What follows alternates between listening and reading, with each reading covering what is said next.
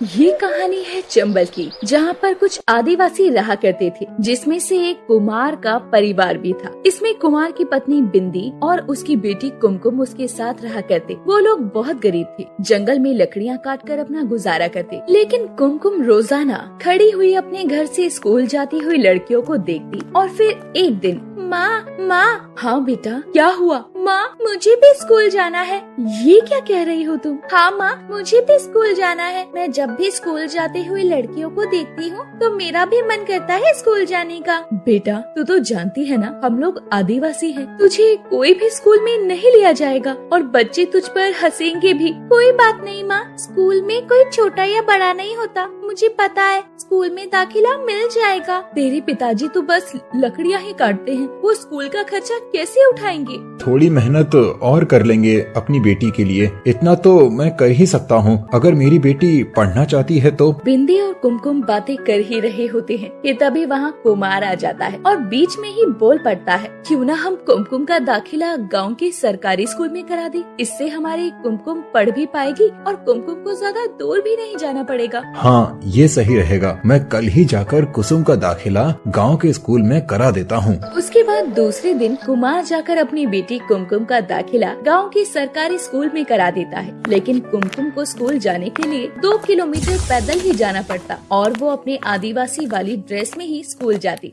जैसे ही कुमकुम अपनी क्लास के दरवाजे पर पहुंचती है, सभी बच्चे उसे देखकर हंसने लगते हैं और क्लास में एक टीचर पढ़ा रही थी और वो बोलती है, मैं अंदर आ सकती हूँ मैम? क्लास के सभी बच्चे कुमकुम को देखकर हंस रहे होते हैं। तो उसमें से एक लड़की, जिसका नाम शीतल होता है, वो बोलती है, मैम बाहर से पेड़ पौधे अंदर आ रहे हैं, अब वो भी हमारे साथ पढ़ेंगे क्या? क्लास के सभी बच्चे जोर जोर से हंसने लगते हैं। सभी बच्चे चुप हो जाओ। टीचर के ऐसा बोलने पर सभी बच्चे चुप हो जाते हैं। आओ बेटा, अंदर आओ। तुम कुमकुम हो ना? जी मैम, मैं कुमकुम हूँ। जाओ, जाकर सीट पर बैठ जाओ। जी मैम। उसके बाद कुमकुम सीट पर बैठने जाने लगती है और वो सबसे पीछे वाली सीट पर जाकर बैठ जाती है। थोड़ी देर के बाद लंच हो जाता है और सभी बच्चे कुमकुम को घेर कर खड़े हो जाते हैं। उसमें से शीतल बोलती है, पत्तों वाली लड़की, कहाँ जा रही हो? सुनो ना हमारी बात। मुझे कुछ नहीं सुनना, मुझे जाने दो। ऐसा बोलकर कुमकुम वहाँ से जाने लगती है, पर बच्चे उसे वहाँ से जाने नहीं देते और सभी मजाक बनाने लगते हैं। सभी उसके बाल तो कभी कपड़ों को हाथ लगा रहे होते हैं। वैसे तुम्हारा नाम क्या है? मेरा नाम कुमकुम है। तुम्हारी इस ड्रेस में तो तुम्हें गर्मी भी नहीं लगती होगी? हाँ, नहीं लगती। शीतल कुमकुम से अजीब सवाल कर रही होती है कि तभी वहाँ उसकी सहेली डिम्पल बोलती है, ये तो तूने सही कहा शीतल,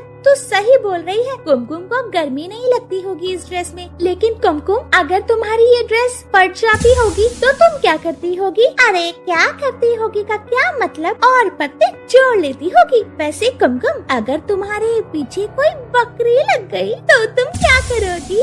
कुमकुम मजाक का बुरा नहीं मानती और चुपचाप से वहाँ से चली जाती है। फिर स्कूल की छुट्टी हो जाती है और उसे घर जाने के लिए 2 किलोमीटर पैदल चलकर घर जाना पड़ता है। घर पहुँचते पहुँचते वो पसीने से लथपथ हो जाती है। ये देखकर उसकी माँ बोलती है, अरे कुमकुम बेटा, तुम इतनी मुसीबत में पड़ गई हो इस स्कूल के चक्कर में। माँ, मुसीबत नहीं, ये तो पढ़ाई है। कितने आराम से घर पर रह रही थी तुम और अब इतनी दूर पैदल चलकर जाना पड़ता है तुम्हें। माँ, मेरी मेहनत एक दिन जरूर रंग लाएगी। हाँ बेटा, बिल्कुल, मुझे तुम पर पूरा भरोसा है। अपने पिता के मुँह से ये बोल सुनकर कुमकुम को और हौसला मिल जाता है और वो अपनी पढ़ाई में बहुत मेहनत करती है और किसी की बात का कोई बुरा नहीं मानती। ऐसे ही दिन बीतते जाते हैं और फिर एक दिन वो अपनी क्लास में जाती है तो ब्लैक बोर्ड को देखते ही उस पर बच्चों ने कुमकुम की तस्वीर बना रखी थी, जिसके पीछे एक बकरी पड़ी हुई थी। लेकिन कुमकुम कुछ नहीं बोलती और उस तस्वीर को साफ कर देती है। अरे कुमकुम, ये क्या कर रही हो तुम? क्या हुआ तुम्हें? तुम्हारी फोटो पसंद नहीं आई क्या?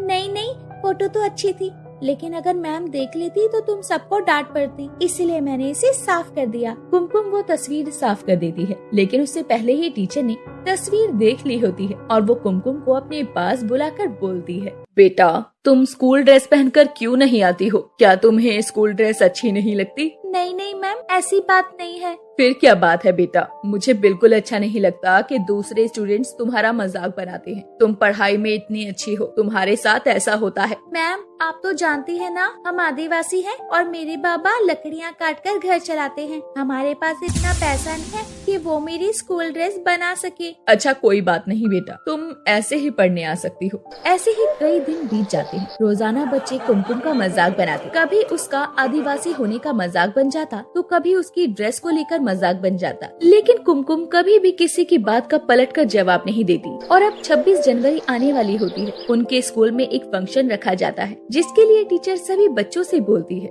सुनो सभी बच्चे सुनो, हमारे स्कूल में गणतंत्र दिवस मनाया जाएगा। उस दिन एक कंपटीशन रखा जाएगा जिसमें सभी बच्चों को ड्राइंग बनाकर लानी है। ठीक है मैम। ये बात सुनकर क्लास के सभी बच्चे बहुत एक्साइटेड हो जाते हैं और शीतल अपनी सहेली डिम्पल से बोलती है, ये कंपटीशन तो मैं ही जीतूंगी, देख लेना। जैसे क्लास में फर्स्ट आती हूँ ना, इस कंपटीशन में भी फर्स्ट मैं ही आऊंगी। तुम्हें पता है शीतल, कल ही मैंने नए कलर लिए हैं तो उससे ड्राइंग करके लाऊंगी। कुमकुम, तुम क्या बना कर लाओगी और किससे?